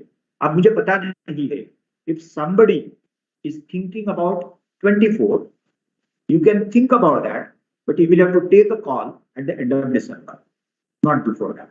But if you are thinking about 25, that would be the best strategy to begin with. Okay. Now, keeping in mind that, this is what I am going to say. Sequence कैसे होने वाला है? We are going to start with the mains examination, followed by the prelims. Okay. Now mains में क्या है? We know for sure there are 4 important components. So ये मैंने conveniently लिखा है. GS, no doubt about that. Essay, the second component. We should not take essay for granted. वो बहुत बार होता है. Third, the current events. Now look at current event. There is no doubt that current event very much happens to be part of GS. Despite that, we have mentioned it separately. कि current event नाम की कोई अलग ही चीज है, उसको वैसे ही treat कीजिए. Okay, number 3 and number 4 is going to be optional. Okay, now for this year we have started our optional from mid-July, 17th of July. Okay, I don't know whether you are thinking about doing optional this year or the next year. Probably you can attend few optional classes if you want to, and then take a call. You don't worry about it. Okay. So GS, essay, current event, optional. Even if you decide to focus on the 3 components, GS, essay, and current events, that would be more than sufficient. Now I am going to say a few things about the daily and weekly time. That is important. Okay. Number 1. If in class 3 subjects or 4 subjects be opened up for discussion, then of the 4 subjects, you are supposed to take up at least 2 subjects as part of your own preparation. At least 2 subjects and maximum 3 subjects, not more than. Is it clear? Okay. Number 1. Number 2. If you decide to go for 2 subjects along with the class, then you can divide the week in 2 slots. One slot of 3 days, the second slot of 3 days. This is going to be bits technical, but उसको कोई दूसरा option भी नहीं है. Okay, so 2 slots of a week, 3 days, 3 days, and if you decide to take up 2 subjects along with the classroom teaching, then the first slot can be used for history and the other slot can be used for economy or whatever subject you want to study. But that has to be part and parcel of the classroom teaching program. Is it right? Okay. Now, ये तो daily भी हुआ और ये weekly भी हुआ. थोड़ा daily का detail बोलते हैं.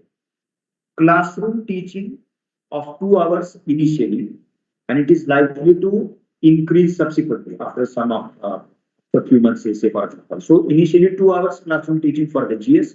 आने जाने का आपका शायद 1 घंटा लगेगा आपको. So 3 hours. Reading newspaper 2 hours, 5 hours. Now, what can possibly be done? You are a full timer. I am assuming that you are a full timer. So, at least 6 hours besides the 5 hours classroom teaching plus the communication 3 hours plus 2 hours for reading newspaper 5 hours. Remaining at least 5 to 6 hours. Not more than 11 hours. In general, you can stick to the timetable of 10 hours. And again, I am assuming that you are a full timer. Okay. So remaining 5 hours, Monday, Tuesday, Wednesday, 1 subject, and Thursday, Friday, Saturday, another subject. If you take up 2 subjects. Now, if you decide to go for 3 subjects, that can also be done. No doubt about that. What possibly you can do as part of the second format, wherein you are thinking of going for 3 subjects. Take up 2 big GS subjects. Now, what is this big GS subject? History, geography, polity, economy, and the 5th would be the ethics. And then there are smaller, such as Indian society, such as IR, internal security, disaster management, science and technology, so on and so forth. So this is, we are doing this just for sake of convenience. Okay, so if you are thinking of 3 GS subjects, go for 2 major GS and along with that 1 mind. अब हफ्ते को हम कैसे उसको divide करेंगे? Now, one straight way format, one simple format may be 2 days, 2 days, 2 days. But since we are thinking about 2 major GS and 1 minor, it would be advisable to go for 2.5 days for one major, followed by 2.5 days for second major, and 1 day would be sufficient in order to deal with one minor GS.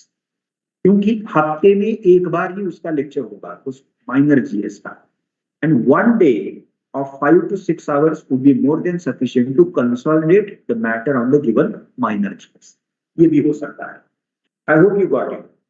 So either taking up 2 subjects or taking up 3 subjects and dividing week accordingly. ये मेरा पहला format है. अब दूसरा format भी दूसरा भी format उसमें हो सकता है. Now if you do not want to study one subject in one go at a stretch 6 hours a day, ऐसा हो भी सकता है ना किसी का, नहीं मुझे एक सब्जेक्ट 6 घंटा पढ़ना मोनोटोनस लगेगा. Then keeping in mind your own convenience, you can split the day into 2 parts. And format can be anything. So 4 hours, 2 hours, 3 hours, 3 hours. So you can take a call, don't worry about it. तो फिर उसमें हफ्ता divide नहीं होगा, हफ्ता तो होगा ही होगा, लेकिन you will be following as part of the second format, the format of dividing the day. और उसमें पॉसिबली आप कर सकते हो, मैं 2 जीएस के सब्जेक्ट ऐसे throughout week slots will be 2. So daily division होगा उसमें, no doubt about it. ये भी फॉर्मेट हो सकता है. Okay. Now, which of the two is the best format? There is nothing called as best format.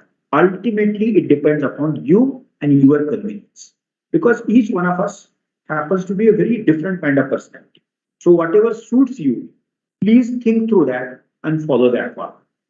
अब confusion है, मुझे पता नहीं कि क्या होगा, तो take up one format, study for a whole week, and assess what happens at the end of the week. If it is comfortable for you, you can continue with the format. कोई उसमें rocket science नहीं है, लेकिन चीजें करनी है आपको. Okay, number 1. Number 2, we have kept Sunday completely reserved for the purpose of revision. उसको रिवाइज करना है. संडे में कुछ एक्सेप्ट न्यूज़पेपर्स, बाकी कुछ चीजें मत कीजिए. Let us reserve it for the purpose of revision. Okay, ये दूसरी बात है. Number 3, for how many days are we supposed to follow this format? Now, if we take 2 subjects or 3 subjects, but how many days? I would say 2 months to 2.5 months. So take 2 subjects. Okay, the classroom teaching is opened up. Take 2 subjects from those subjects and then study those subjects at least for 2 months, maybe 2.5 months. 2.5 months उसको लेते हैं. आपने खाली 2 subject का या 3, जो भी आपने फॉर्मेट सिलेक्ट किया है उस हिसाब से उसको पढ़ाना. What would happen after 2.5 months?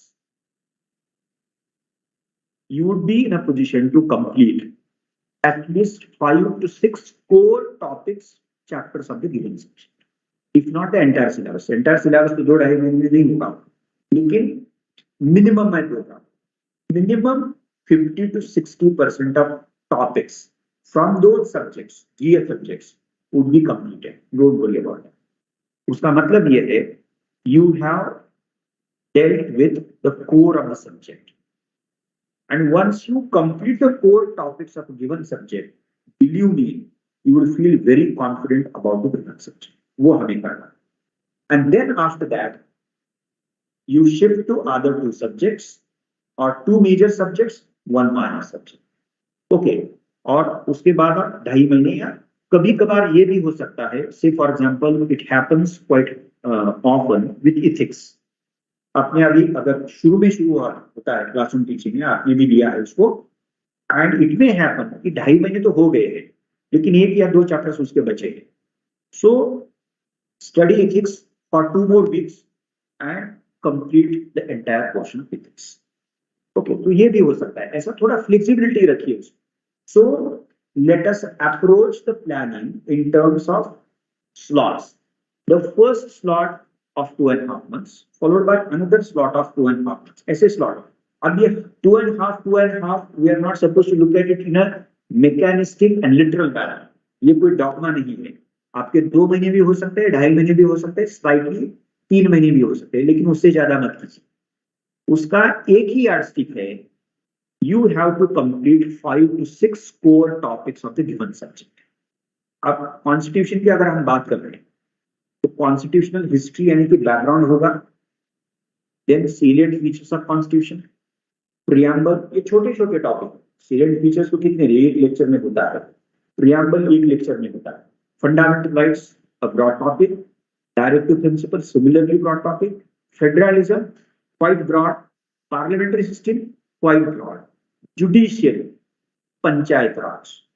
अब अगर इतने टॉपिक्स हमने कॉन्स्टिट्यूशन के किए हैं इंडियन यूनिटी के, तो can't we say that we have done with okay we have dealt with, we have completed the core topics of constitution of India? Certainly. तो उसके बाद जो बचेगा कमीशन है, इमरजेंसी है, अमेंडमेंट्स है, तो इसके लिए आपको वो जो बोलते हैं ना कॉन्सेप्चुअल थियोरेटिकल अंडरस्टैंडिंग की कोई जरूरत नहीं, वो तो आपने पहले इनिशियल 5-6 टॉपिक्स में आपने किया है। So rest can be dealt with later on, you don't worry about it. Okay, so this is how we can approach planning in terms of slots, and in those slots you can take up 2 GS subjects or maybe 2 major along with 1 minor. Okay, तो ये मैंने planning की बात की, ये कितने दिन के लिए करना है। Now if you are targeting 25, you are going to get 1 full year, believe me, 1 full year in order to deal with the main syllabus. Okay, लेकिन अगले जुलाई तक आपका जीएस होगा, and if you are not thinking of doing optional this year, then you will have to do optional next year. तो July and तक या अगस्त and तक, जुलाई and तक ही होगा वो या मिड अगस्त होगा, पूरा का पूरा जीएस का कितने स्लॉट्स मिलने वाले हैं, 2.5 महीने के अगर करते हैं हम, सो मोर देन 4 स्लॉट्स। अगर 3 महीने के भी हम करते हैं तो 4 स्लॉट्स हमें मिलने वाले हैं। बचेगा क्या है मुझे बताइए, कुछ नहीं बचेगा, you don't worry about it. Okay, that is one. Now the second part, and this would be the last point. पढ़ाई मुझे कैसे करनी है इसकी बात मैं करने वाला हूँ। So you decide to go for 2 GS subjects. Okay, maybe 3 days, 3 days, or maybe dividing the day into 2 slots, whichever format suits you. How am I supposed to study those given what subjects? तो उसका simple सा formula है, if you start with modern Indian history for example and polity, तो वो 2 subject आपने slot के तौर पे लिए हैं, क्लासरूम टीचिंग उसका शुरू हुआ है, आपने भी उसमें से वो 2 सिलेक्ट किए। what is the reference basket for the 2 subjects? So 1 NCERT, 1 reference book and the classroom, ये तो तय है।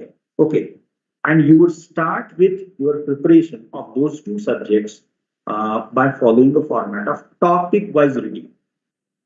मैंने 11th standard का NCERT लिया है constitution का, I read 1 topic, maybe 2 topic, okay, then shift to the reference book, read the same topic or topics from the reference book, and then reading the same topic from the classroom.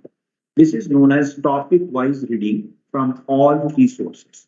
मुझे पूरा source complete नहीं करना, topic wise reading, और ये बहुत simple, और उसमें understanding के लिए कोई कॉम्प्लेक्सिटी नहीं। Take NCERT of the given subject, go through the first topic और मे बी 2 टॉपिक्स, थोड़ा सा चैप्टर स्कीम अलग अलग हो सकता है एनसीईआरटी का और स्टैंडर्ड बुक का, वो सामने रखते हुए 2 topics from NCERT, the same topic from reference book and same topic from the classroom. ये मेरा पहला राउंड हो गया। 1 राउंड का मतलब क्या है, I read 1 topic from NCERT, the same from the other 2 sources, for how many times? Just once. Now ये पहला राउंड हुआ। Immediately go for the second round. Again sequence वही रखिए, NCERT, reference book and class book। मेरा second round हो गया है।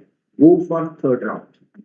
तीसरा भी राउंड करना है। तीसरा राउंड का मतलब होगा second revision। Okay, and while reading the same topic from 3 sources for the 3rd time, please make it a point to prepare micro notes. Okay, 3rd time के वक्त आप micro notes का सोचिए, not before that.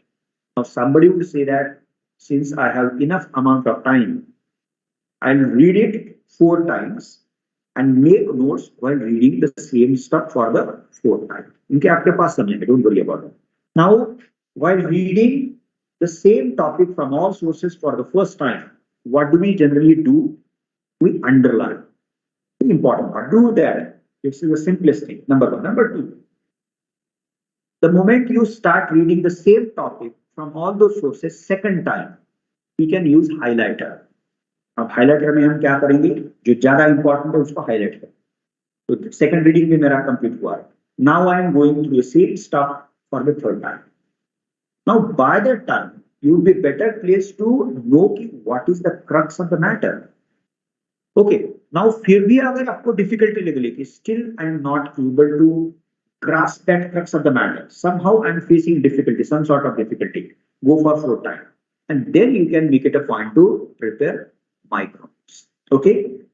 I hope you got it. So this is known as topic-wise reading of the selected GS subjects as part of your preparation. Okay. किसी भी हाल में, believe me, even if we are going to provide you class notes, you are supposed to process every piece of paper information for the mains examination. Now, ultimately convert that, transform that into your own short notes. क्योंकि आप सबको पता है, in GS1 we have 3 subjects. There are a number of topics, sections and topics we know for sure.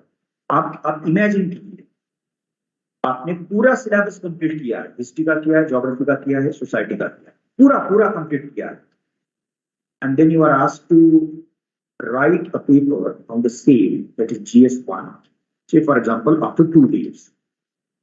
आपका syllabus तो complete हुआ है. Then you would start imagining कि how many number of hours would I need to complete the revision of history, of geography, of society. Even if you have completed the entire syllabus, अगर बारीकी से भी जो आपने निकाला है उसको अगर पढ़ना है तो हफ्ता लगेगा. And if you have micro notes, then you can approach revision as we proceed towards the examination. हफ्ता है तो हफ्ते में आप प्लान कर सकते हो. आप नहीं, मैं 2 दिन में पूरा पेपर रिवाइज कर सकता हूँ. आप कहेंगे 2 दिन नहीं, 1 दिन में हो सकता है. आप घंटे पे बात आएगी. So history in maybe 2 hours, geography similarly 2 hours, society maybe 2 hours, 1.5. इतना माइंड आप कर सकते हैं. लेकिन ये इज इट पॉसिबल? पूरा सिलेबस 2 घंटे में कैसे हो सकता है? हो सकता है if I convert that in the form of short notes. अब short notes initially good notes, broad notes होने वाले हैं, किसी को नहीं आएगा initially.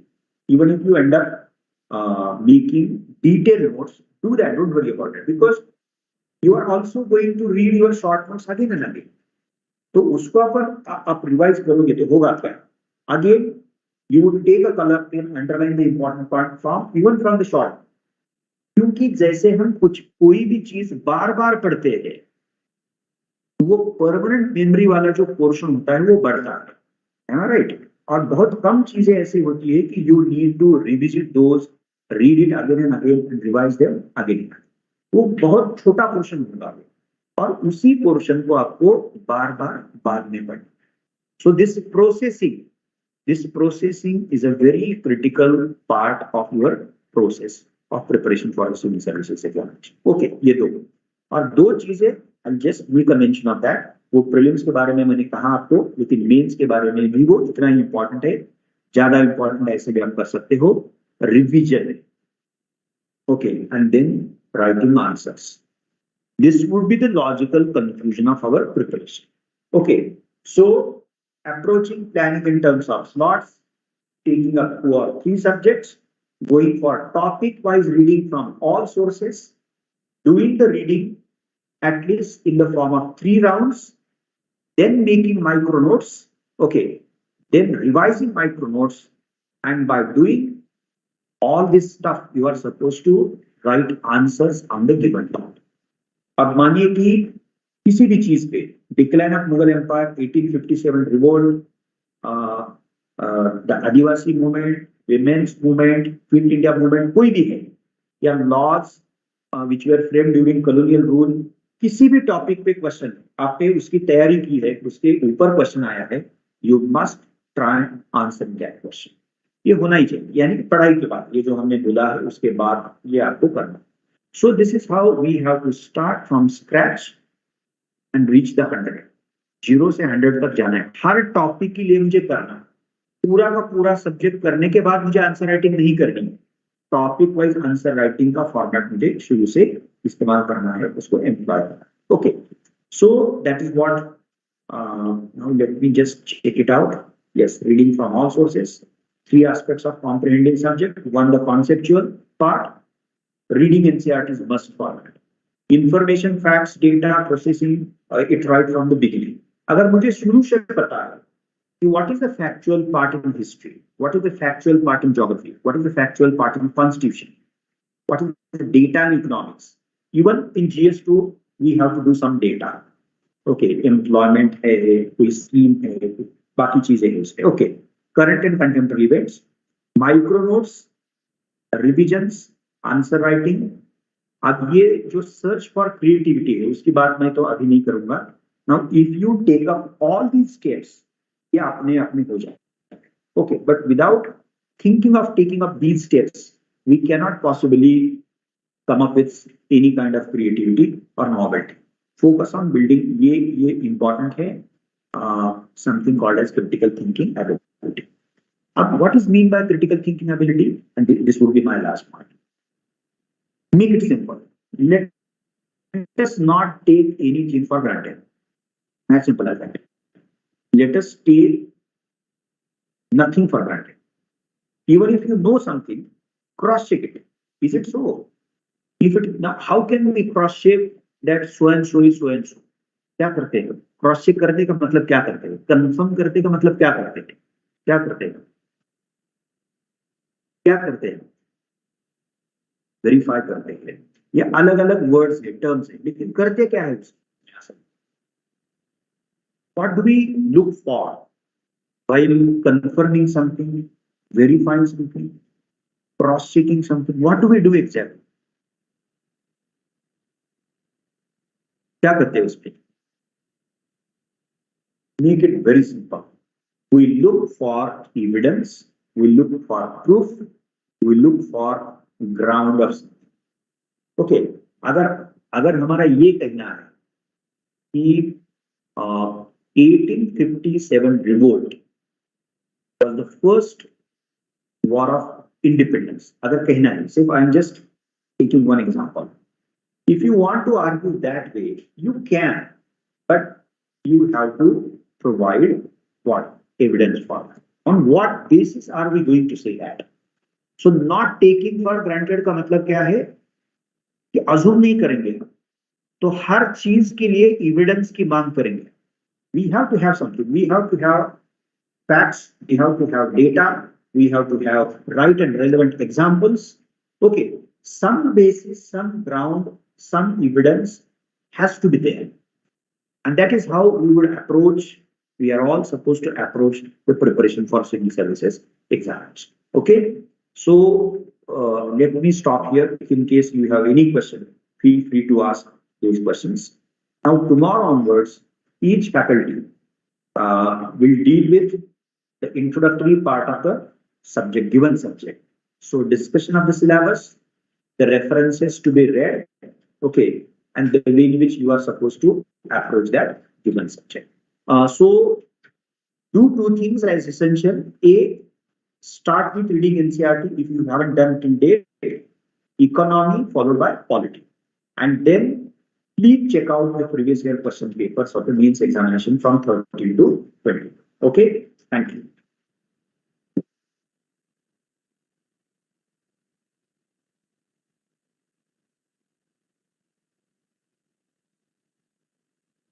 Now, if you have any doubt, you can ask those doubts.